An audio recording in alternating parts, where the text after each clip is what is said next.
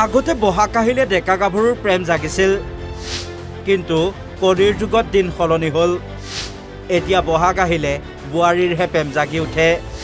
বিহুৰ এদিন পূৰ্বে স্বামীৰ বুকু উদং কৰি গলগৈ প্ৰেমিক পত্নী কি কাৰণত গুচি গলি মোক এৰি থৈ কেনে এনেকৈ মোক এই মানে দুখৰ সাগৰখনত পেলাই কেনে আজি মই কেনেকৈ আগবাঢ়ি যাম জীৱনটো লোৱাটো কেনেকৈ আগুৱাই নিম হেঁপাহৰ ৰঙালীক লৈ এতিয়া সকলো ব্যস্ত তাৰ মাজতে ডিব্ৰুগড়ৰ লাহোৱালৰ তেলপানী বনগাঁৱৰ এটা পৰিয়ালত কান্দোনৰ ৰোল উঠিছে যেনেকৈ হ'লেও ঘূৰি আজি বিহু বতৰত আজি ঘৰখনত নাই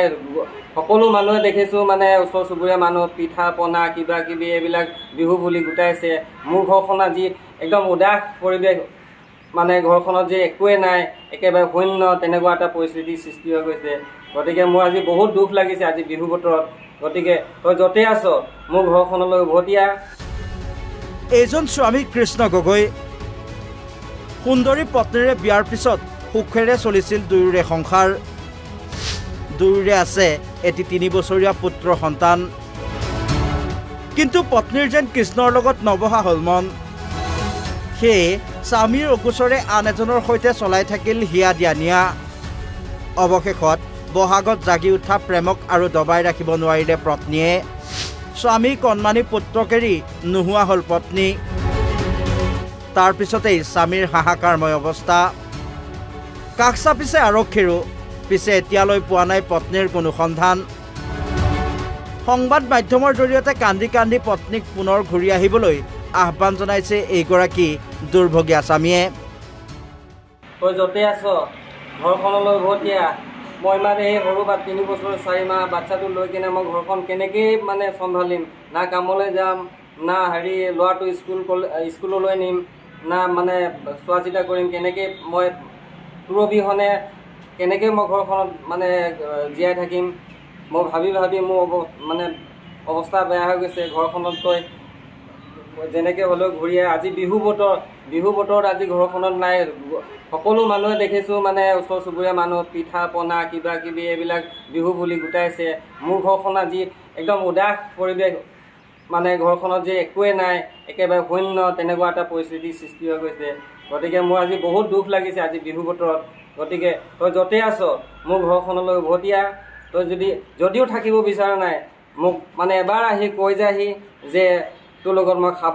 খাব ব'ব নোৱাৰোঁ ল'ব নোৱাৰোঁ তোৰ লগত সুখী নহয় তই ৰাইজৰ আগত এবাৰ কৈ থৈ যাহি মই তেতিয়াও মানে তোক হাঁহি মুখেৰে বিদায় দিম এবাৰ হ'লেও সেই কণমানিটো এই নিষ্পাপ শিশুটিৰ কাৰণে তই এবাৰ হ'লেও ভাবিছা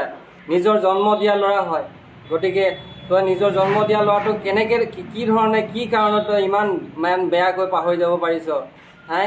তোৰ নিজৰ একেডাল নাৰীয়ে সন্তান নহয় জানো তোৰ গাৰ তেজৰে সন্তান গতিকে ঘৰখনলৈ উভতি আহ ল'ৰাটো মুখলৈ চাই কেনে দেখিছ মোৰ মা পাপা নাই তোক এতিয়া আমি 3টাই আছিলোঁ সন্তান আৰু তই মই এই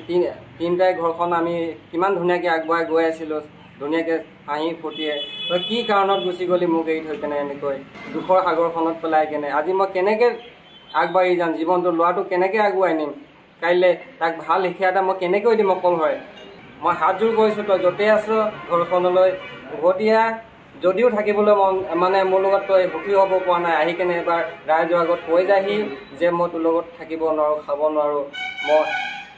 মই তোক হাঁহি মুখেৰে বিদায় দিম ডিব্ৰুগড়ৰ পৰা হৰেণ সোণোৱাল অসম লাইভ 24